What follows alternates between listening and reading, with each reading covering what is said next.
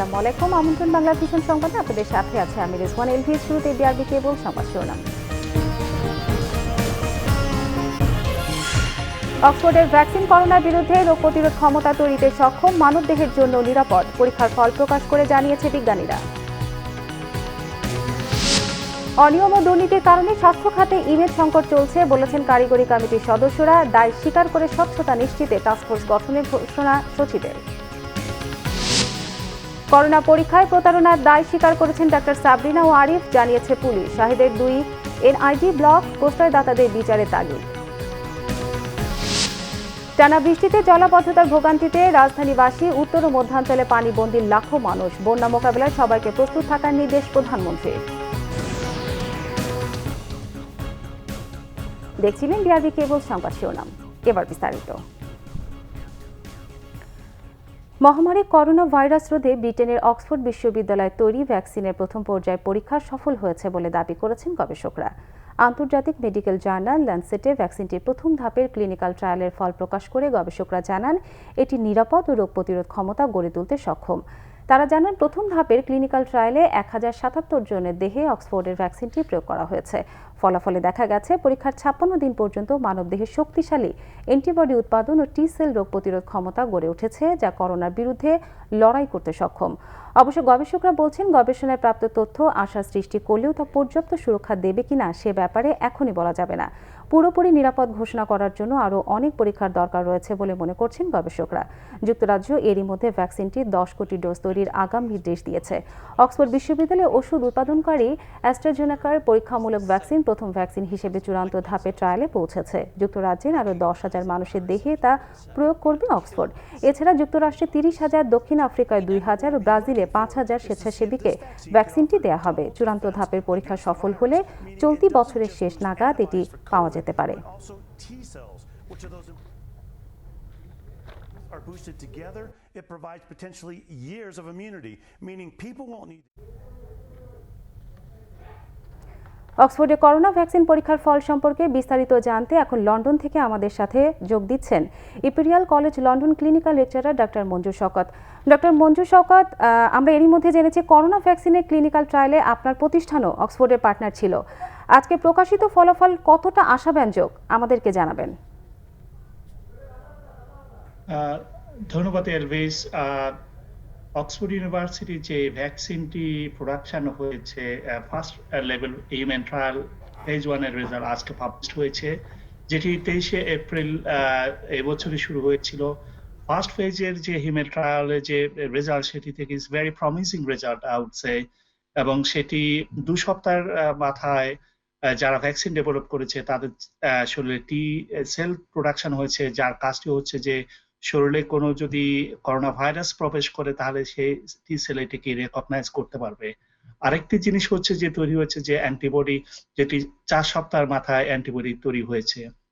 তো ফেজ 1 ট্রায়ালে যে কাজটি হয়েছে সেটি হচ্ছে যে সেফটি লেভেলটা অ্যাসেস করা হয়েছে, যেটি খুব ভালোভাবে বলা যাচ্ছে যে এটি যদি এখন মানব শরীরে যদি হিউম্যান প্রয়োগ করা হয় এই ভ্যাকসিনটি, সেটি মানব শরীরের জন্য এটি একটি সেফ ভ্যাকসিন হবে। কিন্তু এখনই বলা যাচ্ছে না এটি একটি সাকসেসফুল ভ্যাকসিন। তার জন্য আমাদের সারা ওয়ার্ল্ডের মানুষকে আরো 6 থেকে 8 সপ্তাহ সময় অপেক্ষা করতে হবে, কারণ ফেজ 2 এবং 3 ট্রায়ালের লেভেলটা কমপ্লিট না হওয়া পর্যন্ত, যেটিতে এফিকেসি লেভেলটা দেখা হয়, সেই এই এফিকেসি লেভেলটা ট্রায়াল শেষ হওয়ার পরে আমরা কনফিডেন্টলি বলতে পারি যে yes, it is a successful vaccine. So viewer, আপনারা যারা দেখছেন, আমি বলবো যে আপনাদেরকে পুরোপুরি রেজাল্টের জন্য আরো 6 থেকে 8 সপ্তাহ ওয়েট করতে হবে, এবং আশা করা হচ্ছে যদি ট্রায়াল সাকসেসফুল হয় তাহলে এই বছরের সেপ্টেম্বরে আশা করছি যে অক্সফোর্ডের ভ্যাকসিনটি কমার্শিয়ালি ম্যানুফ্যাকচার হওয়ার জন্য তৈরি হবে। ডক্টর শওকত, আপনার কাছে আমরা আরেকটু জানতে চাচ্ছিলাম, ঠিক কবে নাগাদ এই ভ্যাকসিন বাজারে আসবে আর বাংলাদেশি বা কখন পাবে? বাংলাদেশে এই ভ্যাকসিনটি কবে পাবে, it is totally depends of government of Bangladesh, সরকারের যে পলিসি। যুক্তরাজ্য তার মানুষদের জন্য এই ভ্যাকসিনটি অ্যাক্সেসিবল করার জন্য অলরেডি গভর্নমেন্ট অক্সফোর্ড ইউনিভার্সিটির সাথে এগ্রিমেন্ট সাইন করেছে, যাতে সেপ্টেম্বরে 30 মিলিয়ন ভ্যাকসিন মানুষের জন্য অ্যাভেলেবল হয়। এখন বাংলাদেশ সরকার যদি ভ্যাকসিনের জন্য যদি টাস্ক ফোর্স তৈরি করে থাকে এবং সারা বিশ্বে যে সমস্ত বাংলাদেশে যে সমস্ত ডিপ্লোমেট যারা আছেন তারা স্পেশালি ব্রিটেনের বাংলাদেশে যে হাই কমিশনার আছে, she has to take initiative to make vaccine available for Bangladesh government. এটি হচ্ছে ধন্যবাদ ডক্টর মঞ্জু শওকত। দর্শক দেখছিলেন লন্ডন থেকে আমাদের সঙ্গে যোগ দিয়েছিলেন ডক্টর মঞ্জু শওকত। স্বাস্থ্য খাতে বিভিন্ন অনিয়ম হওয়ায় মানুষের আস্থা কমেছে বলেছেন স্বাস্থ্য বিষয়ক কারিগরি কমিটির সদস্যরা। দায় স্বীকার করে স্বাস্থ্য সচিব জানান, অনিয়ম অনুসন্ধান ও স্বচ্ছতা নিশ্চিতে গঠন করা হবে টাস্কফোর্স। স্বাস্থ্য খাতে কেনাকাটায় গত এক মাসে 100 কোটি টাকা সাশ্রয় করা হয়েছে বলেও জানান তিনি। দেশের করোনা পরিস্থিতি ও স্বাস্থ্যখাতের সার্বিক বিষয় নিয়ে সচিবালয়ে বৈঠক করেন স্বাস্থ্য সচিব। অনলাইনে বৈঠকে যোগ দেন পরামর্শক কমিটি ও স্বাস্থ্যখাতের বিভিন্ন দপ্তরের প্রধানরা। বৈঠকে কেনাকাটা ও স্বাস্থ্যখাতের বিভিন্ন অনিয়ম প্রসঙ্গে স্বাস্থ্য সচিব বলেন, অবস্থার পরিবর্তন হয়েছে। স্বাস্থ্য প্রশাসনের সমস্ত লেভেল আসলে একটা বিরাট বিরাট সংকটে আছে এবং এই স্বাস্থ্য প্রশাসনের বিভিন্ন লেভেল থেকে যা কথা বলা হয় মানুষ আসলে কেউ সেটা বিশ্বাস করে না। টাস্ক ফোর্স গঠন করতে চাচ্ছি, যে টাস্ক ফোর্সের মাধ্যমে আমরা এই জায়গাগুলোকে টাস্ক ফোর্সের মাধ্যমে আমরা কিছু করতে পারি কিনা। যে 124 কোটি টাকা গভর্নমেন্টের সাশ্রয় হয়েছে শুধু নতুন ডাইরেক্টর আসার কেনাকাটার মাধ্যমে। আপনারা যদি বলেন তার হিসাব নিকাশ পর্যন্ত আমি দিতে পারবো। তো আমি বলবো যে আমরা অনেকটা স্বচ্ছতার মধ্যে আনার চেষ্টা করেছি। আমরা নিয়ম নীতি যেগুলো গভর্নমেন্টের প্রসিডিউর আছে, পিপিআর ফলো করা, সমস্ত কিছু ফলো করে এই কাজটা করার চেষ্টা করা হয়েছে। এ সময় জানানো হয়, দেশের বেশিরভাগ হাসপাতালে করোনা আক্রান্ত রোগীদের জন্য বেড খালি রয়েছে। হঠাৎ করে টেস্ট কমে যাওয়ার কারণ খতিয়ে দেখতে বলেন স্বাস্থ্য সচিব। এছাড়া কিভাবে একই সঙ্গে কোভিড ও নন কোভিড রোগীদের সেবা নিশ্চিত করা যায় সে বিষয়টি উঠে আসে আলোচনায়। ন্যাশনাল টেকনিক্যাল অ্যাডভাইজারি কমিটি এবং ল্যাবস কমিটি তারা হলো যে অ্যাডভাইসগুলো দিয়েছে সেগুলোকে একসাথে করে আমরা একটা নীতিমালার খসড়া মন্ত্রণালয়ে জমা দিই এবং সেখানে ইন্টিগ্রিটি তথ্য আছে, এটা যদি হয়ে যায় তাহলে কিন্তু পরীক্ষা অনেক কিছু বেড়ে যাবে। এটা হলো একটা ইনফরমেশন। আমাদের কিটের কোনো সংকট নেই, আমাদের কাছে 3 লক্ষ কিট আছে মজুদ। আরও আমরা আমদানির পাইপলাইনে আছে অনেকগুলো, যে আমরা বিদেশ থেকে আমদানি করতে পারছি। কিটের সংকট নেই। আমাদের 72 থেকে 75টা ল্যাব এখন চালু আছে বাংলাদেশে। তো আপনি যদি বলেন তাহলে আমরা বলি কেন মানুষ আগ্রহ করে টেস্ট করাতে যাচ্ছে না। করোনা নিয়ন্ত্রণে বাংলাদেশ যেন সঠিক সময়ে ভ্যাকসিন পেতে পারে সে ব্যাপারে সরকারকে ভূমিকা রাখার তাগিদ দেন বিশেষজ্ঞরা। স্বাস্থ্য সচিব জানান, আশা করা যায় আবিষ্কার হওয়ার দ্রুত সময়ের মধ্যে ভ্যাকসিন পাবে বাংলাদেশ।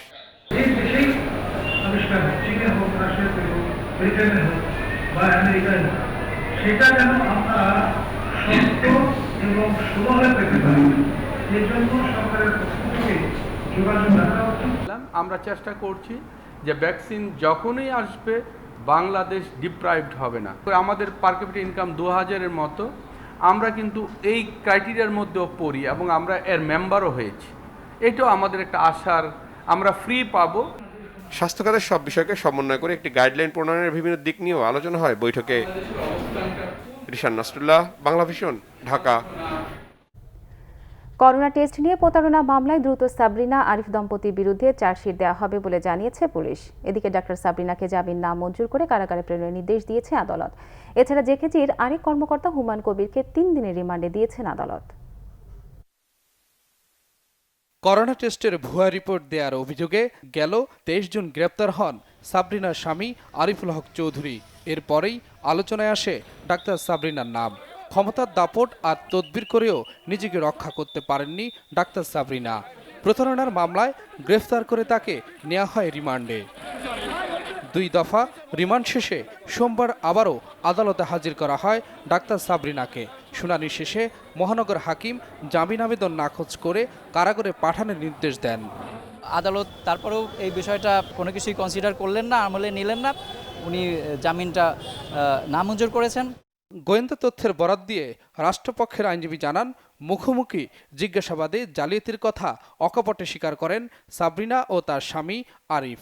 আসামি হুমায়ুন কবির হিমুকে 7 দিনের মধ্যে 3 দিন জিজ্ঞাসাবাদের জন্য জেলগেজে জিজ্ঞাসাবাদের জন্য আদেশ দিয়েছেন। সাবরিনার পক্ষে আজকে আসামি পক্ষ থেকে জামিনের প্রার্থনা করা হয়েছিল।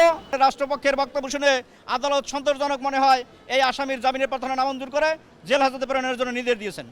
এর আগে জেকেজির চেয়ারম্যান ডাক্তার সাবরিনা আরিফ দম্পতি নিয়ে কথা বলেন ডিএমপির গণমাধ্যম শাখার উপপুলিশ কমিশনার ওয়ালিদ হোসেন।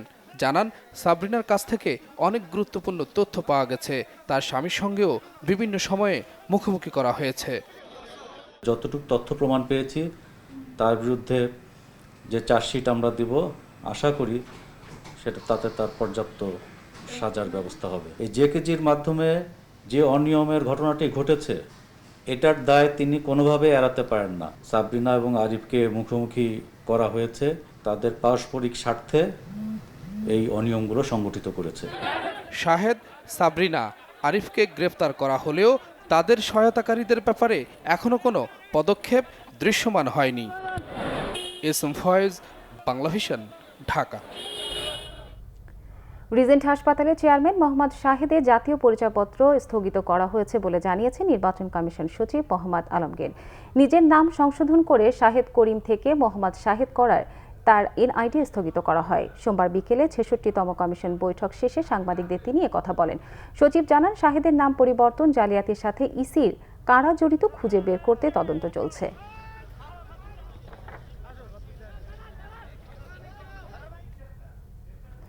এদিকে রিজেন্ট হাসপাতালের চেয়ারম্যান শাহেদের বিরুদ্ধে আগে ব্যবস্থা নিলে জাতি বড় বড় প্রতারণা থেকে রক্ষা পেত বলেছেন অপরাধ বিশ্লেষকরা। আর আইনবিদরা বলছেন, শাহেদের অপকর্মের দায় এড়াতে পারে না তার সঙ্গে সম্পর্কিত রাষ্ট্রের গুরুত্বপূর্ণ ব্যক্তিরা। তাই তার আশ্রয় প্রশ্রয় দাতাদেরও বিচারের আওতায় আনার তাগিদ আইনজীবী ও অপরাধ বিশ্লেষকদের। করোনা টেস্টের রিপোর্ট জালিয়াতির অভিযোগে ৬ জুলাই রাজধানীর উত্তরায় রিজেন্ট হাসপাতালে অভিযান চালায় র্যাব। অভিযানের পরেই গা ঢাকা দেন হাসপাতালের চেয়ারম্যান মোহাম্মদ শাহেদ করিম। এরপর থেকেই বের হয়ে আসতে থাকে তার প্রতারণার চাঞ্চল্যকর নানা খবর। ১৫ জুলাই ভারতে পালিয়ে যাওয়ার সময় সাতক্ষীরা সীমান্তে পাকড়াও হয় শাহেদ। করোনা টেস্টের রিপোর্ট জালিয়াতি, বালু পাথর সাপ্লাইয়ের নামে কোটি টাকার প্রতারণা, চাকরি বদলি সহ শত অভিযোগ শাহেদের বিরুদ্ধে আসতে থাকে র্যাবের কাছে। এর বাইরে দেশের বিভিন্ন থানায় মামলা হয়েছে অন্তত ৭টি। বিদেশে লোক পাঠানোর জন্য শাহেদ অনেকের কাছ থেকে টাকা নিয়েছে। যারা মূলত বিদেশ থেকে ফোন করছেন তাদের অভিযোগ আর্থিক প্রতারণার বিষয়ে। এত অভিযোগের পরও কেন এতদিন কোনো ব্যবস্থা নেওয়া হয়নি শাহেদের বিরুদ্ধে, এমন প্রশ্ন অনেকেরই। অপরাধ বিজ্ঞানের শিক্ষকের মতে আগেই ব্যবস্থা নেওয়া উচিত ছিল। তাদের বেড়ে ওঠার পেছনে, তাদের বিকাশের পেছনে রাষ্ট্রযন্ত্রেরই বিভিন্ন এজেন্সির হাত থাকে।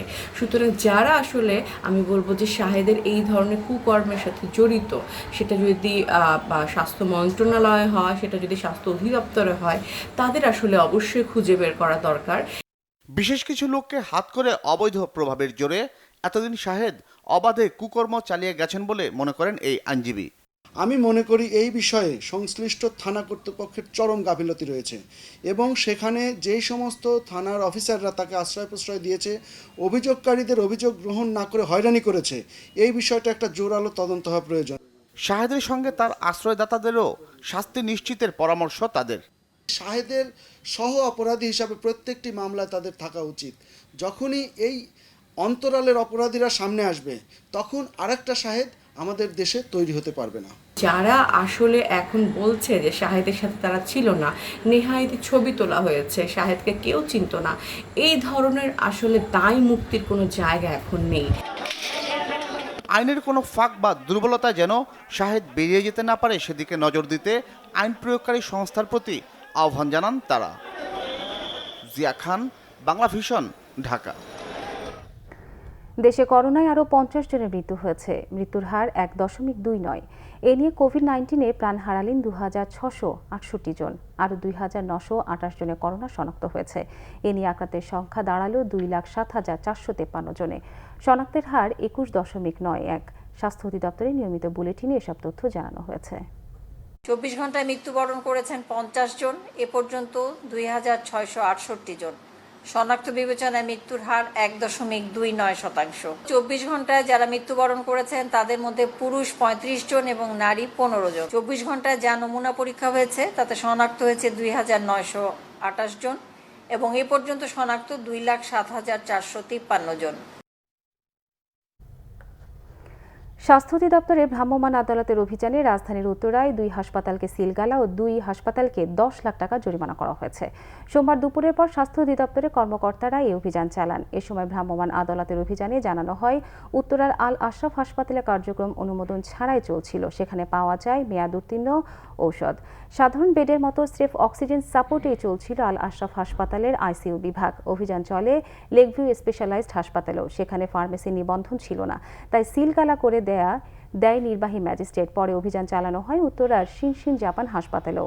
অপরিচ্ছন্ন পরিবেশ আর ফার্মেসিতে মেয়াদ উত্তীর্ণ ওষুধ ও খাদ্য সামগ্রী পাওয়ায় 2 হাসপাতালকে জরিমানা করা হয় 10 লাখ টাকা। রাতভর বৃষ্টিতে রাজধানীর বিভিন্ন এলাকায় জলাবদ্ধতা সৃষ্টি হয়েছে। এতে দুর্ভোগে পড়েছে সাধারণ মানুষ। সারা রাত ঝুম বৃষ্টির পর সকাল থেকে কমে আসে বৃষ্টির মাত্রা। আবহাওয়া অফিস জানিয়েছে, রাজধানীতে সকাল থেকে 63 মিলিমিটার বৃষ্টিপাত রেকর্ড করা হয়েছে। ঢাকার কয়েকটি প্রধান সড়ক ছাড়াও অলিগলি ডুবে গেছে পানিতে। অফিসগামী মানুষের পাশাপাশি খেটে খাওয়া মানুষের দুর্ভোগ চরমে উঠেছে। মধ্যরাত থেকেই রাজধানীতে থেমে থেমে বৃষ্টি হচ্ছে। এই বৃষ্টিতে নগরীর বিভিন্ন এলাকায় তীব্র জলাবদ্ধতা তৈরি হয়। এতে কর্মব্যস্ত নগরবাসী চলাচলে চরম দুর্ভোগের শিকার হন। পানি অপসারণের ড্রেনগুলো সচল না থাকায় জলাবদ্ধতা তীব্র হয়। পাশাপাশি বিভিন্ন সেবা সংস্থার অপরিকল্পিত খোঁড়াখুঁড়ি আরও বাড়িয়ে দেয় দুর্ভোগের মাত্রা। কোথায় ড্রেনে কোথায় ফাঁকা হচ্ছে, কোথায় পড়ে যাচ্ছে, এরকম কোনো নিশ্চয়তা নাই। এই তো বিভিন্ন জায়গায় পানি বাজে, অনেক কষ্ট হয়েছে আসতে। নদীর মতো হয়ে গেছে, দেখেন এই পর্যন্ত পানি, এই পর্যন্ত ভিজে গেছি। কোথায় গর্ত আছে, কোথায় ভাঙাচুরা আছে, রাস্তা কিছু বোঝা যায় না। In the meantime accident ঘটে আর কি। প্রতি বছর এই বৃষ্টিতে একই রকম সিচুয়েশন। এটা দেখার পরও কেন আমাদের কনসার্ন পার্সন এটা ঠিক করছে না, আমরা এটাই বুঝতে পারছি না। রাজধানীর মিরপুর, কাজীপাড়া, কালশী, ধানমন্ডি, পল্টন, শান্তিনগর, রাজারবাগ সহ পুরান ঢাকার বিভিন্ন এলাকায় জলাবদ্ধতা তৈরি হয়। ফলে দুর্ভোগের মধ্যে পড়ে নগরবাসী। কোথাও হাঁটু, কোথাও কোমর পানি পার হয়ে চলাচল করে পথচারীরা। জলাবদ্ধতার কারণে সিএনজি চালিত অটোরিকশা ও অনেক প্রাইভেট কার রাস্তায় বন্ধ হয়ে যায়। এতে যান চলাচলে বিঘ্ন ঘটে। পাশাপাশি তীব্র যানজটও দেখা দেয় এ সময়। গতরের মাথায় পড়লে অনেক সময় সমস্যা হইতেছে আর কি, গাড়ি চলাফেরা অনেক কষ্ট হচ্ছে আর কি। নিচের রাস্তা দিয়ে পানি, উপর রাস্তা দিয়ে তো যানজট হবেই। নিচের রাস্তা দিয়ে তো আর গাড়ি ঘোড়া চলতে পারে না। গাড়ি একবার বন্ধ করলে আর উঠে যাবে না, এই যে জাম লাগবে। আবহাওয়া অফিস জানিয়েছে, সারা দেশে দিনের তাপমাত্রা 1 থেকে 3 ডিগ্রি সেলসিয়াস হ্রাস পেতে পারে এবং রাতের তাপমাত্রা প্রায় অপরিবর্তিত থাকতে পারে। টানা বৃষ্টিতে রাজধানীর বিভিন্ন এলাকায় জলাবদ্ধতা তৈরি হয়েছে। সিটি কর্পোরেশন সহ সংশ্লিষ্ট দপ্তরের পক্ষ থেকে এ জাতীয় জলাবদ্ধতা দূরীকরণে কার্যকর পদক্ষেপ নেওয়ার আশ্বাস দেওয়া হয়, কিন্তু এসব আশ্বাসে এখন আর ভুক্তভোগীরা বিশ্বাস করতে পারছে না। তাই অবিলম্বে জলাবদ্ধতা নিরসনে কার্যকর পদক্ষেপ নেওয়ার দাবি করছেন তারা। সিকান্দার রেমান, বাংলা ভিশন, ঢাকা। দেশের মধ্যাঞ্চলে বন্যার পানির চাপ আরও বাড়ছে। জামালপুর, সিরাজগঞ্জ, গাইবান্ধা ও কুড়িগ্রামের পরিস্থিতি আগের মতোই। নতুন করে ব্রহ্মপুত্র, যমুনা, ধরলা, তিস্তার পানি বাড়তে থাকায় বন্যা দীর্ঘস্থায়ী হওয়ার শঙ্কায় কয়েকটি এলাকার বানভাসীরা। টানের জন্য হাহাকার চলছে দুর্গত এলাকায়। বানের পানিতে ডুবে আছে চারপাশ। এখনো ফুসছে দেশের বেশিরভাগ নদ নদী। কবে মুক্তি মিলবে পানিবন্দী এ জীবন থেকে নেই সেই আভাস। যমুনা ও ব্রহ্মপুত্রের পানি আবারও বেড়েছে। জামালপুরে বন্যা পরিস্থিতির উন্নতি নেই, তলিয়ে গেছে নতুন নতুন এলাকা। তৃতীয় দফা বন্যায় চরম দুশ্চিন্তায় পানিবন্দী লাখো মানুষ। সিরাজগঞ্জে যমুনার পানি বইছে প্রবল বেগে, দুর্ভোগ সইছে সোয়া 2 লাখ অসহায় মানুষ। তৃতীয় দফা বন্যা ও ভাঙন আতঙ্কে যমুনা তীরবর্তীরা। ঘরের মধ্যে পানি, গরু বাছুর, আমরা সব কষ্টে খাইবার বেরতেছি না। আমার চাল ডালের তো অভাব, কোনো কিছু পাই দিত, আমরা কিচ্ছু পাই। এদিকে যমুনার তীব্র স্রোতে ধসে গেছে সিরাজগঞ্জের এনায়েতপুর থানার বেতিল সলিড স্পার বাঁধ। আকস্মিক প্রায় 75 মিটার এ ধসে আতঙ্কে স্থানীয়রা। ব্রহ্মপুত্র নদের পানি আবারও বৃদ্ধি পাওয়ায় গাইবান্ধায় বন্যা পরিস্থিতির অবনতি হয়েছে। বেড়েছে বানভাসীদের দুর্ভোগ। পলাশবাড়ি ও গোবিন্দগঞ্জের নতুন নতুন এলাকা তলিয়ে গেছে। জেলার এবং আশপাশের সব নদ নদীর পানি এখনও বিপদসীমার উপরে। খাইতে পারিনি, চলবল নি, বেড়াইতে পারিনি, চলবল পানিত পরে, নদীও ভাঙি যাবা নাইছে। তাহলে দেখো খাদ্যও নাই, চলবলও একটা না তো ছাড়ে পাই না, হাঁস চড়াই সব গেল ভাসিয়ে। কুড়িগ্রামে আবারও বেড়েছে ধরলার পানি, নতুন করে তলিয়েছে 50 গ্রাম। ব্রহ্মপুত্রের পানি এখনও বিপদসীমার উপরে। টানা 3 সপ্তাহ ধরে অবর্ণনীয় কষ্টে 3 লাখ মানুষ। বন্যা দীর্ঘস্থায়ী হওয়ার শঙ্কায় তারা। কোনো কামাই করিবার পাই না, কামলা কিচেন বন্ধ, কিসের বলবে করোনা ভাইরাস। আমরা একবার করে পাক করি, 3 বার করে খাই, আমরা খুব কষ্টে আছি। বগুড়ায় বন্যা পরিস্থিতির অবনতিতে ধনুট উপজেলার সাহারাবাড়ি খেয়াঘাট ডুবে গেছে। তীব্র খাদ্য সংকটে সারিয়াকান্দির কর্ণিবাড়ি ইউনিয়নের দুর্গম চরের মানুষ। শেরপুরের পুরাতন ব্রহ্মপুত্র নদের পানিও বাড়ছেই। সদর উপজেলার সার্বিক বন্যা পরিস্থিতির আরও অবনতি হয়েছে। প্রায় 50,000 মানুষ পানিবন্দী। শেরপুর জামালপুর মহাসড়কের উপর দিয়ে এখনও বইছে বন্যার পানি। মুন্সিগঞ্জের লোহজং, শ্রীনগর ও টঙ্গীবাড়ির বন্যা পরিস্থিতি খারাপের দিকে। প্রতিদিন তলিয়ে যাচ্ছে নতুন নতুন এলাকা। মানিকগঞ্জে পদ্মা ও যমুনার পানি স্থিতিশীল থাকলেও শাখা নদীর পানি বেড়েই চলেছে। এতে হরিরামপুর, শিবালয় ও দৌলতপুর উপজেলার বন্যা পরিস্থিতির আরও অবনতি হয়েছে। টাঙ্গাইলে পানিবন্দী লাখো মানুষ। টানা ভারী বৃষ্টিতে তলিয়ে গেছে নতুন নতুন এলাকা। হাটবাজারগুলোতে পানি প্রবেশ করায় ব্যবসা প্রতিষ্ঠান বন্ধ রয়েছে। জেলার বিভিন্ন উপজেলার অভ্যন্তরীণ সড়কগুলোতে পানি ওঠায় যানবাহন চলাচল বিঘ্ন হচ্ছে। আবারও বৃষ্টি ও পাহাড়ি ঢলে নেত্রকোনায় বন্যা পরিস্থিতি স্থিতিশীল। তবে তৃতীয় দফা বন্যার আশঙ্কা নদী তীরবর্তীদের। এদিকে ভারী বর্ষণ আর উজানের ঢলে নাটোরে ফুলে ফেঁপে উঠেছে আত্রাইয়ের পানি। Banglavision news desk. বন্যা মোকাবেলায় সবাইকে প্রস্তুত থাকতে নির্দেশ দিয়েছেন প্রধানমন্ত্রী শেখ হাসিনা। বন্যায় যাতে মানুষের ক্ষয়ক্ষতি বেশি না হয় এবং দুর্গতরা যেন ত্রাণ পায় সেদিকে নজর রাখার জন্য সংশ্লিষ্টদের নির্দেশও দেন প্রধানমন্ত্রী শেখ হাসিনার সভাপতিত্বে অনুষ্ঠিত মন্ত্রিসভার বৈঠকে এসব নির্দেশ দেন প্রধানমন্ত্রী। সচিবালয়ে অনুষ্ঠিত বৈঠকে প্রধানমন্ত্রী গণভবন থেকে ভিডিও কনফারেন্সের মাধ্যমে অংশ নেন। সচিবালয়ের প্রান্তে মন্ত্রিসভার সদস্যরা ছাড়াও সংশ্লিষ্ট কর্মকর্তারা উপস্থিত ছিলেন। সভায় কোম্পানি আইন 2020-এর খসড়া চূড়ান্ত অনুমোদন দেয় মন্ত্রিসভা। এটি কোম্পানি আইনের দ্বিতীয় সংশোধনী, যাতে এক ব্যক্তির অধীনে কোম্পানি পরিচালনার ক্ষমতা যোগ করা হয়েছে। এছাড়া ট্রাভেল এজেন্সি নিবন্ধন ও নিয়ন্ত্রণ আইন 2020-এর খসড়ারও অনুমোদন দেওয়া হয়। নতুন আইন অনুযায়ী ট্রাভেল এজেন্সি ভিসার কাজ করতে পারবে না। আইন লঙ্ঘন করলে 6 মাসে কারাদণ্ড ও 5 লাখ টাকা পর্যন্ত জরিমানার বিধান রয়েছে নতুন আইনে। এছাড়া প্রতি বছর 4 জুন জাতীয় চা দিবস পালনের ঘোষণারও অনুমোদন দেওয়া হয় মন্ত্রিসভার বৈঠকে। বন্যা নিয়ে একটু আলোচনা হচ্ছে, বন্যাটা নিয়ে একটু যেন আমরা সবাই প্রস্তুত থাকি, মানুষের কোনো ক্ষতি না হয় এবং রিলিফের জন্য কোনো ঘাটতি না হয় এবং খাওয়া দাওয়াতে যাতে অসুবিধা না হয়, টয়লেট ফ্যাসিলিটিস, তারপরে water treatment plant plus water purifying tablet এগুলোর জন্য অ্যাভেলেবল থাকে এবং মেডিসিন যেগুলো আছে, হেলথ, ফ্যামিলি প্ল্যানিং, সবাইকে ইনস্ট্রাকশন দেওয়া হয়েছে তারা হেডকোয়ার্টারে থাকবে এবং তাদের এলাকার যারা ইউনিয়ন লেভেলে যারা কাজ করে তারা যেন সবসময় এই ফ্লাড সেন্টারগুলোতে অ্যাটেন্ড করে যেন। মেডিকেল টেকনোলজিস্টদের উচ্চতর ডিগ্রি যেন অপরাধ।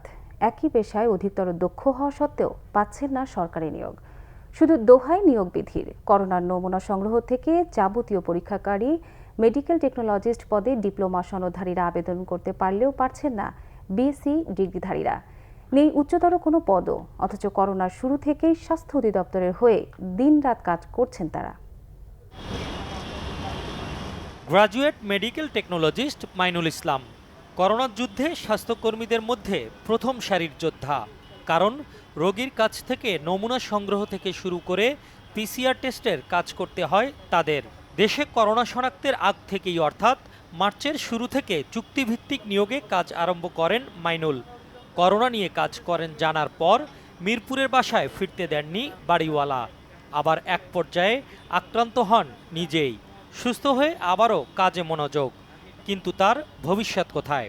মৃতদেহ থেকে নমুনা সংগ্রহ করেছি, মর্গে থেকে নমুনা সংগ্রহ করেছি, এমনকি মৃত ব্যক্তিকে গোসল করানো হয়েছে, সেখান থেকেও আমরা নমুনা সংগ্রহ করেছি। আমি করোনা পজিটিভ ছিলাম, আমি দীর্ঘ 1 মাস অসুস্থতার সাথে মৃত্যুর সাথে লড়েছি। এতটা ঝুঁকি নিয়ে কাজ করেছি, কিন্তু তারপরে আমার অপরাধ একটাই, আমি উচ্চতর ডিগ্রি।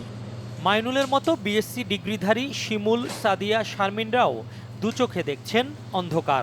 এরই মধ্যে নিয়োগ পাওয়া 145 জনের মধ্যে নেই তারা, অথচ দায়িত্ব পালন করতে গিয়ে পজিটিভ হয়ে আইসিইউ পর্যন্ত যেতে হয়েছে শারমিনকে। এখন শুধু নিয়োগ বিধির অজুহাতে ঘুরপাক খাচ্ছে এতদিন কাজ করে যাওয়া এসব উচ্চতর ডিগ্রিধারীদের ভাগ্য। 2018 সাল থেকে মন্ত্রণালয় আর অধিদপ্তরে নানা চেষ্টা তদবির করেও ফল পাননি তারা। শুরু থেকে কাজ করছি, কোভিড-19 নিয়ে কাজ করছি, আমাদের অনেকে আক্রান্ত হয়েছে। বিএসসি করার কারণে আমারটা বাদ হওয়ার কথা কি, উচ্চতর ডিগ্রি তো এটা আমার প্রাপ্য। আমার যে সহকর্মীরা ছিল তারা অলরেডি বাসা ছেড়ে দিছে এবং আমি এখন একাই বাসায় থাকি এবং আমি যে এখানে কাজ করতেছি আমি আমার পরিবারকেও জানাই নাই।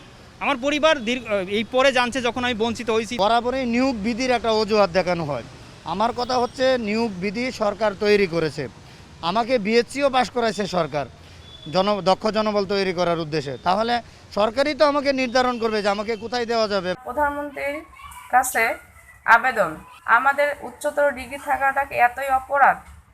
আমরা এই প্রথম থেকে এত কষ্ট করে কাজ করে আসলাম, শুধুমাত্র একটা নিয়োগ বিধির অজুহাত দিয়ে আজকে আমাদেরকে বাদ দেওয়া হলো। নিয়োগ বিধিতে পরিবর্তন আনা কি খুবই জটিল কাজ? জানতে যোগাযোগ করা হলেও বক্তব্য পাওয়া যায়নি স্বাস্থ্য সচিবের। তবে লিখিত প্রশ্নের জবাবে স্বাস্থ্য অধিদপ্তরের এক কর্মকর্তা জানান বিষয়টি প্রক্রিয়াধীন।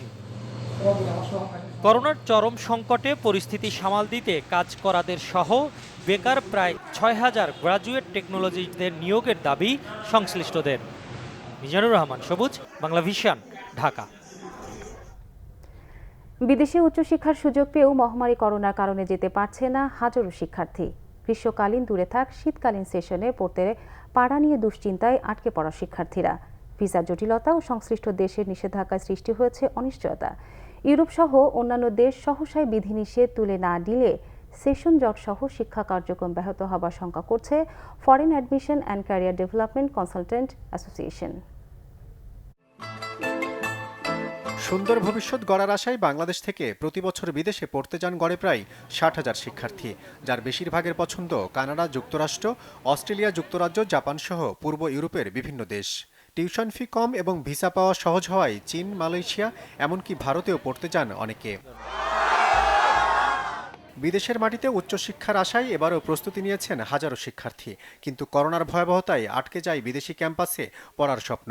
জাপানিজ ইউনিভার্সিটি থেকে স্কলারশিপ পাওয়ার পরেও এয়ারপোর্ট লকডাউন এবং ট্রাভেল ব্যানের কারণে আমরা বাংলাদেশে অবস্থান করছি।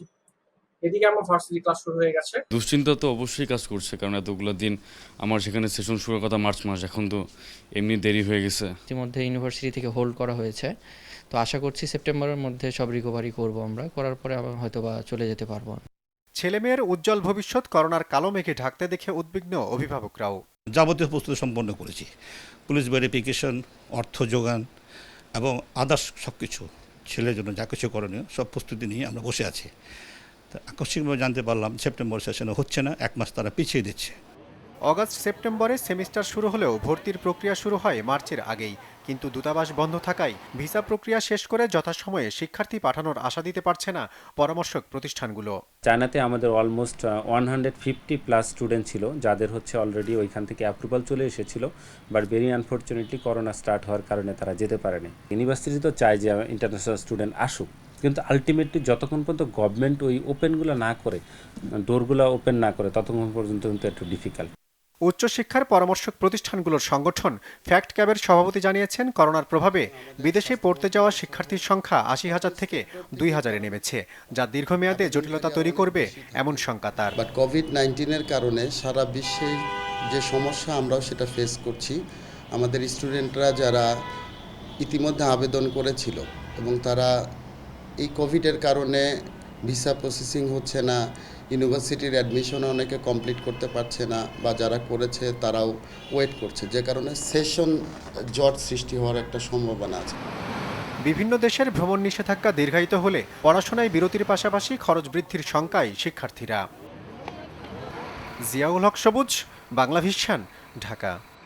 ২৭ তারিখের মধ্যে শ্রমিকদের ঈদ বোনাস দেওয়া হবে বলে শ্রম মন্ত্রণালয়ের ত্রিপক্ষীয় কমিটিকে জানিয়েছে তৈরি পোশাক শিল্প মালিকদের সংগঠন বিজিএমইএ।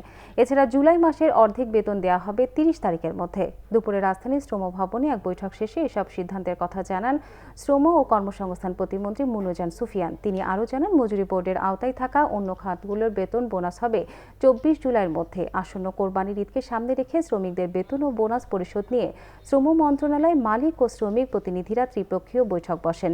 বৈঠকে বিজিএমইএ সভাপতি রুবানা হক শ্রম মন্ত্রণালয়ের ত্রিপক্ষীয় কমিটিকে জানান, জুলাই মাসে বাকি অর্ধেক বেতন ৭ আগস্টের মধ্যে দিয়ে দেওয়া হবে। বিজিএমইএর এসব সিদ্ধান্ত মেনে নিয়েছে ত্রিপক্ষীয় কমিটি। তবে এ বিষয়ে গণমাধ্যমের সাথে কোনো কথা বলেননি বিজিএমইএ সভাপতি রুবানা হক। ২৭ তারিখে বোনাসটা দেবেন আর 30 তারিখে হচ্ছে বেতনটা দিয়ে দেবেন। এটা আমরা বলছি 50%। এখানে শ্রমিক নেতৃবৃন্দ কথা তুলছেন যে 31 তারিখে বা 1 তারিখে তো ঈদ হইতে পারে, সুতরাং ফুল বেতন তারা চাইছে। তা মালিক পক্ষ তাতে রাজি হন নাই, তারা বলছে যে আমরা অগ্রিম দেব 15 দিন। মৌলভীবাজারের জুড়ি উপজেলা 3 বাংলাদেশিকে ভারতের ভেতরে পিটিয়ে হত্যা করা হয়েছে। দেশটির করিমগঞ্জ জেলার পাথরকান্দির ভুবড়িঘাট চা বাগান এলাকার ঘটনাটি ঘটে শনিবার মধ্যরাতে। এ বিষয়ে ভারতীয় একাধিক সংবাদ মাধ্যমে খবর প্রচার হয়েছে।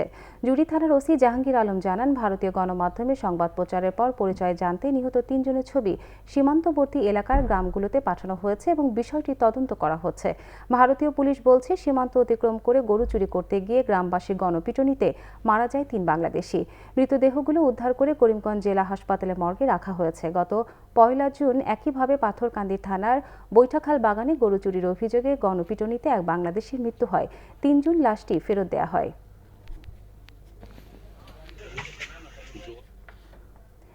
এবার আরও কয়েকটি অনুষ্ঠানের খবর নিয়ে দেখুন একটি ডেস্ক রিপোর্ট। গুডবাজার জিএনবি নামের এক প্রোগ্রামের অংশ হিসেবে করোনা মহামারীর এই সময়ে দরিদ্র অসহায় পরিবারকে ত্রাণ সহায়তা দিয়েছে আন্তর্জাতিক উন্নয়ন সংস্থা গুড নেইবার্স। সোমবার মিরপুর এবং গুলশান প্রজেক্টের সুবিধাভোগী 760 দরিদ্র অসহায় পরিবারের মাঝে জরুরি খাদ্য, ঈদ সামগ্রী ও সেবা সামগ্রী দেওয়া হয়। এই প্রোগ্রামে উপস্থিত ছিলেন urban project manager Francis Shyamal Biswas, admin officer, Mirpur ও গুলশান প্রজেক্টের programme officer, medical officer, health officer সহ সব কর্মকর্তারা। জিপিএস ইস্পাত করোনা আক্রান্তদের চিকিৎসার জন্য 1000 অক্সিজেন সিলিন্ডার চট্টগ্রাম জেলা প্রশাসকের কাছে হস্তান্তর করেছে, যা চট্টগ্রামের সরকারি হাসপাতালগুলোতে সরবরাহ করা হবে। বিকেলে চট্টগ্রাম সার্কিট হাউসে জেলা প্রশাসক মোহাম্মদ ইলিয়াস হোসেনের কাছে সিলিন্ডার হস্তান্তর করেন জিপিএস ইস্পাতের অতিরিক্ত ব্যবস্থাপনা পরিচালক মোহাম্মদ আলমাস শিমুল। অনুষ্ঠানে চট্টগ্রামের সিভিল সার্জন শেখ ফজলে রাব্বি, জিপিএস ইস্পাতের নির্বাহী পরিচালক কামরুল ইসলাম সহ ঊর্ধ্বতন কর্মকর্তারা উপস্থিত ছিলেন। করোনা মহামারীতে অর্থনৈতিক বিপর্যয়ের মধ্যে ইংলিশ মিডিয়াম স্কুলগুলোতে বেতন ও অন্যান্য ভাতা কমানোর দাবি জানিয়েছেন অভিভাবক ফোরাম।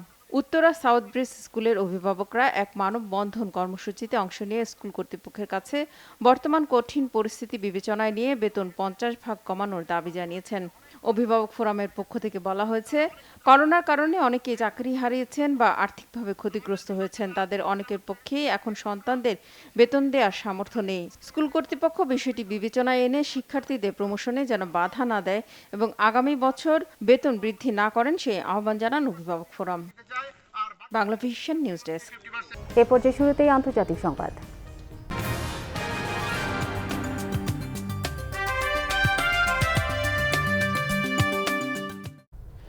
টানা কয়েকদিনে ভারী বর্ষণে চীনের হুয়াই নদী এলাকায় বন্যা সতর্কতা দ্বিতীয় সর্বোচ্চ স্তরে উন্নীত করা হয়েছে। চীনের দক্ষিণ পশ্চিম থেকে পূর্ব উপকূলে কয়েক সপ্তাহ ধরে ভারী বর্ষণ হচ্ছে। বন্যার কারণে দেশটির দক্ষিণে কমপক্ষে 14 জন মারা গেছে। কয়েক লাখ লোককে এরই মধ্যে নিরাপদ স্থানে সরিয়ে নেওয়া হয়েছে।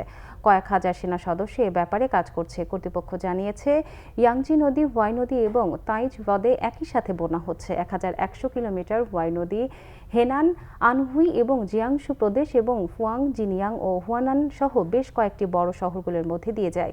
এদিকে মৌসুমি বৃষ্টিপাতে ব্রহ্মপুত্রের 2 কূল উপচে যাওয়া বন্যা চীনের তিব্বত, ভারত এবং বাংলাদেশে ফসলের ব্যাপক ক্ষয়ক্ষতি হয়েছে। আসাম ও নেপালে বন্যায় এখন পর্যন্ত 189 জনের মৃত্যু হয়েছে বলে জানিয়েছে বার্তা সংস্থা রয়টার্স। গৃহহীন হয়ে পড়েছে প্রায় 40 লাখ মানুষ। অনেকে এখনও নিখোঁজ। আসামে বেশিরভাগ নদ নদীর পানি বিপদসীমার ওপরে। গত মে মাস থেকে আসামে 3 দফায় বন্যায় 27.5 লাখ মানুষ ক্ষতিগ্রস্ত হয়েছে বলে জানায় রাজ্য সরকার।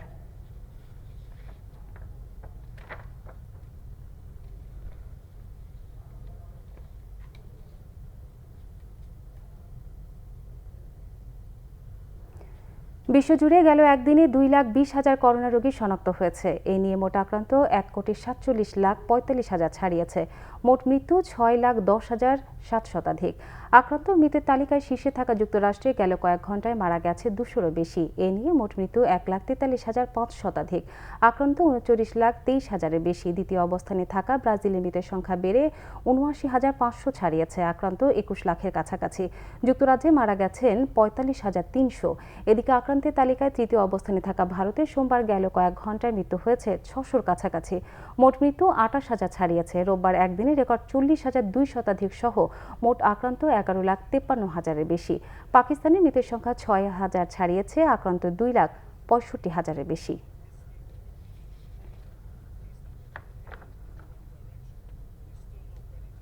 সংবাদ শেষ করব বিআরবি কেবল শিরোনামগুলো আরেকবার জানিয়ে। অক্সফোর্ডের ভ্যাকসিন করোনার বিরুদ্ধে রোগ প্রতিরোধ ক্ষমতা তৈরিতে সক্ষম, মানবদেহের জন্য নিরাপদ, পরীক্ষার ফল প্রকাশ করে জানিয়েছেন বিজ্ঞানীরা। অনিয়ম ও দুর্নীতির কারণে স্বাস্থ্য খাতে ইমেজ সংকট চলছে বলেছেন কারিগরি কমিটির সদস্যরা। দায় স্বীকার করে স্বচ্ছতা নিশ্চিতে টাস্কফোর্স গঠনের ঘোষণা সচিবের। করোনা পরীক্ষায় প্রতারণার দায় স্বীকার করেছেন ডাক্তার সাবরিনা ও আরিফ, জানিয়েছে পুলিশ। শাহেদের 2 এনআইডি ব্লক প্রশ্রয়দাতাদের বিচারের তাগিদ। টানা বৃষ্টিতে জলাবদ্ধতার ভোগান্তিতে রাজধানীবাসী, উত্তর ও মধ্যাঞ্চলে পানিবন্দী লাখো মানুষ। বন্যা মোকাবেলায় সবাইকে প্রস্তুত থাকার নির্দেশ প্রধানমন্ত্রীর। এই ছিল এখনকার মতো। বাংলাভিশন সংবাদ ও সংবাদ সংশ্লিষ্ট অনুষ্ঠান দেখতে লগ ইন করুন facebook.com/বাংলাভিশনে এবং সাবস্ক্রাইব করুন youtube.com/বাংলাভিশন নিউজে। এতক্ষণ সঙ্গে থাকার জন্য ধন্যবাদ সবাইকে।